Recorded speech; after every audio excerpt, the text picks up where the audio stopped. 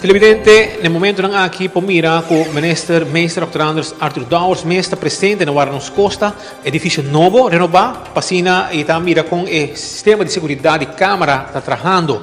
Pero nós que temos alguma informação também importante para sobre material também tá algo necessário para nosso corpo policial.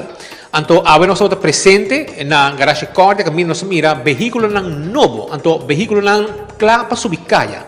Minister control sun tiki, esforço não sigi para material que tá queda dentro para membro do corpo policial para seguir garantizar a segurança do nosso povo. Seguro.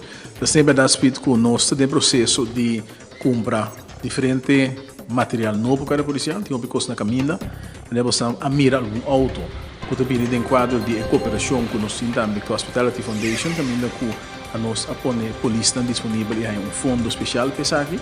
E esse também com esse mango que me espera que a logra de apresentar auto na Corpo Policial para conseguir que o trabalho que está assim. Também está com nós a aprovar e open ambesteding hora que não para diferente auto mais para a Corpo Policial e nós temos processo também de conversação com diferentes membros da Corpo Policial que têm pensamento sobre que tipo de veículo nós temos, já passamos a ter auto não hobby sofisticado, hobby caro também, agora que está para atender com polícia mesmo está aí por ter cambio, por ter variação de auto que nós está abrindo e espero que dentro de pouco vai oferecer na poner mais auto de bacaia, logicamente isso aqui vai contribuir na mobilidade de Corpo Policial e aspecto preventivo.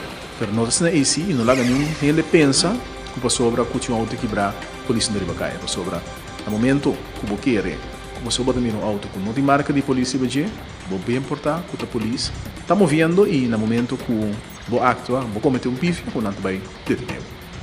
Essa é a palavra ng de Minister Dr. Anders Arthur Dowers.